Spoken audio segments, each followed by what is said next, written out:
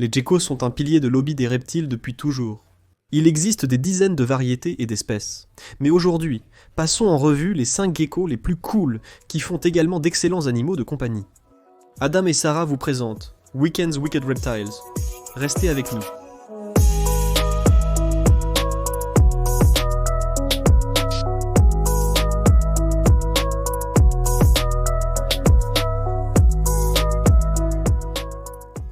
Cette liste parlera de geckos vraiment cool, mais tous feront d'excellents animaux de compagnie, donc aucun qui soit super difficile à soigner, qui ait des exigences proportionnelles folles, mais qui soit vraiment très cool. Et je devrais mentionner que c'était la liste la plus difficile que j'ai jamais faite en termes de réduction à 5 choix, car il y en a tellement de cool. Mais commençons par le numéro 5, celui que vous saviez, qui serait sur la liste. Les geckos à crête. Les geckos à crête sont devenus l'une de mes espèces favorites. Ils sont vraiment faciles à élever. Selon moi, leurs exigences de soins sont honnêtement les plus simples de tous les reptiles à entretenir. Et en fait, cette entrée sur la liste pourrait aller pour tous les geckos similaires. Par exemple, les geckos gargouilles, ou même les plus grands, les chihuahuas, ou les geckos lichianus. Ils font tous d'excellents animaux de compagnie, ces espèces de type néo-calédonien. Mais les geckos à crête remportent la palme, car ils sont les plus abordables et les plus faciles à trouver. On trouve ces gars dans les animaleries, magasins de reptiles et expositions.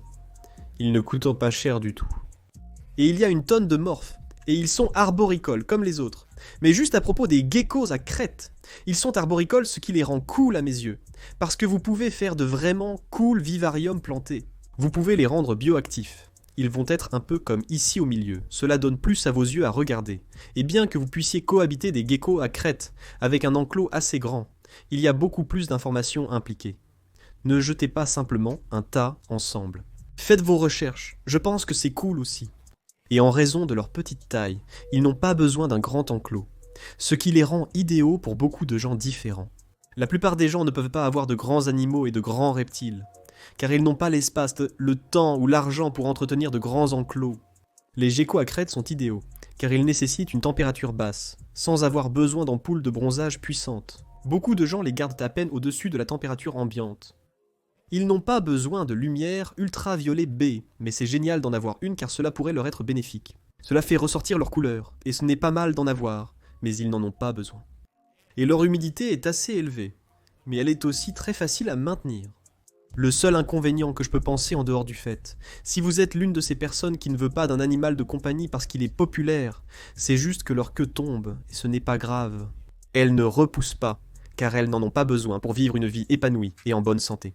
Et il est vraiment facile pour eux de tomber, mais un reptile nocturne que vous pouvez littéralement nourrir de poudre, ils ont des régimes préparés pour Pachi. Clark's Pangeaou, et vous pouvez aussi leur donner des grillons. Les grillons minuscules font parfois partie de leur régime, mais la majorité de leurs aliments leur permet de vivre longtemps, en bonne santé. En suivant ce régime simple, c'est comme être roi sans avoir un animal de compagnie compliqué. Je veux juste quelque chose qui est super génial, c'est le gecko à crête. Numéro 4 est le seul reptile diurne sur la liste. Les geckos diurnes. Il y a pas mal de geckos diurnes. Mais ceux dont je vais parler sont les geckos diurnes, géants. Parce que bien qu'ils soient géants, les plus grands des geckos diurnes, ils ne sont toujours pas si grands. Nous parlons jusqu'à 1 pied. Ils ont besoin d'un peu plus grand enclos qu'un gecko à crête qui va toujours être arboricole. Et ces gars auraient besoin d'une lumière ultraviolette B. Certains disent qu'ils n'en ont pas besoin. Mais si je devais donner des conseils, je leur en donnerais. Car ils en ont dans la nature, non. En milieu naturel, ils sont exposés au soleil et aux ultraviolets B pendant la journée. Ces gars-là mangeront aussi un régime préparé, n'est-ce pas? Donc vous pouvez donner à ces gars le même type de choses que vous donneriez à votre gecko à crête. Ces gars-là viennent de Madagascar, donc pas de la même région du monde, mais ces gars-là n'ont pas besoin d'une température folle. Leurs besoins en humidité sont également assez simples. Toutes les gammes d'humidité ne sont pas si difficiles, si bien gérées. Et ils sont magnifiques. Ces gars-là sont comme... Si vous pensez à un gecko, vous pensez aux grands geckos diurnes. Ce sont eux qui vous feront économiser 15% sur votre assurance auto. Je me déteste d'avoir tenté cette blague. C'est le gecko gecko, c'est essentiellement ce que j'essaye de dire. Tout le monde va regarder cette chose dans votre salon et savoir exactement ce que c'est. Quand ils le verront, il marchera sur les murs. Vous pouvez leur donner de super terrariums plantés, avec une équipe de nettoyage, des plantes et tout, faites-le bioactif. Une particularité, c'est qu'ils peuvent laisser tomber leur queue en segments ou entièrement. Ils la feront repousser, mais elle ne ressemblera pas à la même, et ils ont en fait évolué d'une autre manière pour échapper aux prédateurs. Ils peuvent déchirer leur peau pour vous échapper. Littéralement, si vous les tenez trop fort, ils déchireront leur peau, et ensuite ils vont disparaître. Et bonne chance pour attraper un gecko diurne qui s'est échappé. Le gecko à crête est facile à élever.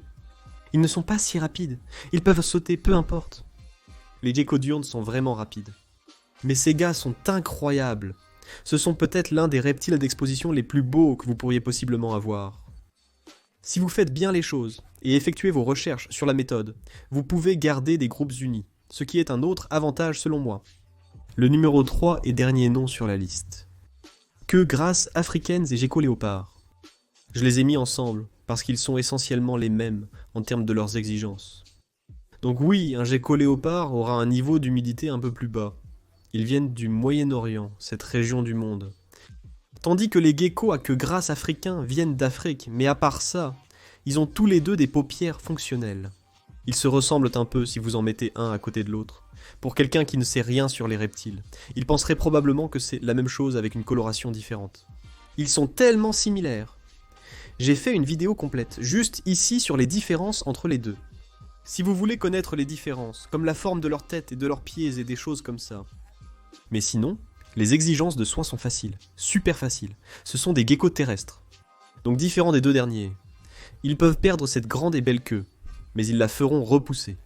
Il ne ressemblera pas du tout aux geckos diurnes, et je ne le recommanderai pas à ces gars. Il leur sera beaucoup plus difficile de perdre leur queue, ou ils sont moins susceptibles, je devrais dire, qu'un gecko à crête, c'est sûr. Parce que ces gars-là, ils stockent dans leurs nutriments, dans cette chose. Donc comme elle est très dodue, celui-ci est un gecko très sain. Donc s'il s'en débarrasse, c'est assez stressant. Et il se débarrasse de certains des nutriments, de la graisse, et des choses comme ça qu'il stocke, au cas où il y aurait une sorte de... S'il y a une pénurie de nourriture, ils peuvent survivre longtemps en puisant leurs nutriments de leurs réserves, durant les périodes de jeûne. Ces gars sont insectivores. Il existe des régimes préparés, mais je recommande toujours des insectes vivants comme des grillons et des blattes d'ubia pour leur alimentation. Maintenez une température et une humidité adéquates. Fournissez un enclos d'au moins 20 gallons, plus grand étant préférable. Étant terrestres, ils n'ont pas besoin d'une grande hauteur. Donnez-leur le bon régime alimentaire. Bam bam, et voilà. Très simple. Oh, et ils sont superbes, avec une multitude de morphes, surtout pour les geckos léopards. J'adore ces gars. Un de mes animaux préférés sur la planète est comme manipulable. Si vous voulez quelque chose qui est manipulable, boum. Gecko léopard. Numéro 2. Celui que vous avez demandé et dont je ne parle jamais mais je devrais vraiment. Les geckos des grottes chinoises. Ouais, ces gars sont les plus cools, absolument incroyables. Ils ressemblent beaucoup à un gecko léopard ou à un gecko à queue grasse africain, mais en un peu plus petit, n'est-ce pas? Les geckos léopards dans les environs peuvent atteindre jusqu'à 10 pouces, les plus grands étant encore plus imposants. Les geckos des grottes atteignent généralement une taille de 20 à 23 cm, mais sont souvent plus petits. Ils sont terrestres, une espèce terrestre. Vous n'avez donc pas encore besoin de hauteur, comme pour l'entrée précédente. La grande différence est que les geckos comme les geckos à queue grasse africains, et les geckos léopards, vont avoir besoin d'une température plus élevée, un peu comme ce que vous trouveriez chez la plupart des reptiles courants dans le hobby. Les geckos des grottes nécessitent une température bien inférieure à celle habituellement recommandée pour les autres geckos, y compris les geckos à crête. Ces gars peuvent descendre jusqu'à 65. Certaines personnes disent même plus bas. Je dirais de 65 à 75. Juste sur la base de mes recherches. C'est la zone la plus courante. Donc encore une fois, ce n'est pas un guide de soins, mais c'est un peu la zone que vous allez vouloir viser. Donc plus bas, très similaire à un serpent rate mandarin, dans le sens où vous ne pourriez pas simplement les mettre dans votre salle de reptiles. Si vous en avez un comme le mien qui monte jusqu'à environ 82 degrés, voici un aperçu de ma salle de reptiles. Si vous voulez voir le tout, ces gars périront s'ils dépassent largement 80 pendant une période prolongée. Ils sont absolument magnifiques. Ils ressemblent. Je ne peux même pas penser à une comparaison appropriée, parce qu'ils ont un aspect si unique, bien que leur structure ressemble à celle des autres. Leur coloration, et juste cette bande qui ressemble un peu à une corde autour de leur tête, je ne sais pas. Je pense que ceci pourrait être le prochain reptile, le plus populaire, ou l'un des prochains reptiles. Les plus populaires parce que les gens les élèvent.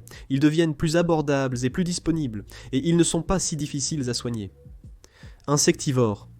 Encore une fois, Vous pouvez les nourrir avec des choses comme des grillons, des blattes, dubia, les larves de mouches, soldats noirs, de grubes, terras, des choses comme ça, donc assez faciles. Et ils ont un aspect un peu différent et plus unique que beaucoup d'autres espèces. Oh oui, et leur enclos n'a pas besoin d'être super grand.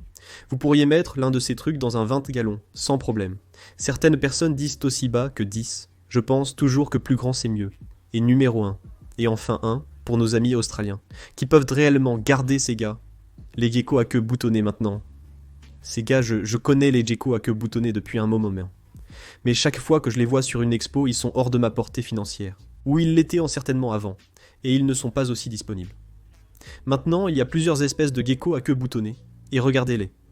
Ils ont tous un aspect similaire, mais ils ont cette queue boutonnée. C'est pourquoi on les appelle des geckos à queue boutonnée. Je pense qu'ils sont incroyables, elles viennent d'Australie. En Australie, on ne peut garder que des espèces indigènes, contrairement au reste de cette liste. Si vous ne le saviez pas, alors je pense que c'est comme plus inclusif, tout le monde pourrait en avoir un. Et le prix est en baisse partout où je suis. De toute façon, au Canada, le prix est en baisse, la même chose aux États-Unis, et ils deviennent de plus en plus disponibles.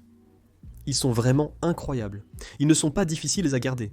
Ils vont être un peu plus arides que certaines des autres espèces dont nous avons parlé, surtout les geckos à crête et les geckos diurnes. Donc pas difficiles. Ils sont aussi terrestres.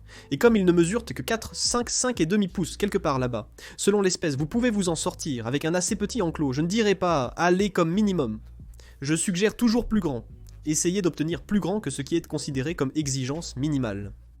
Mais encore une fois, si vous mettez l'un de ces trucs dans disons une vingtaine de gallons, qui ne prend presque pas de place. Ces geckos ont beaucoup d'espace, c'est plus que nécessaire. Et c'est plutôt cool à regarder. Ils sont incroyables avec de grands yeux et de petites queues mignonnes. Ils vont sûrement devenir populaires. On peut aussi les nourrir avec des larves de mouches soldats noirs. Les insectivores sont amusants à voir courir après leur nourriture. Voici mon top 5 des geckos les plus cool. Si j'ai oublié quelque chose, dites-le moi dans les commentaires. Toutes mes idées de vidéos en viennent. Que voulez-vous voir la semaine prochaine ? Un grand merci aux supporters de Patreon. Vous êtes incroyables. Vous avez pu voir cette vidéo en avance, bénéficier de réductions sur les marchandises et de choses spéciales. J'ai enfin mon reptile de rêve, que seul Patreon connaît pour l'instant.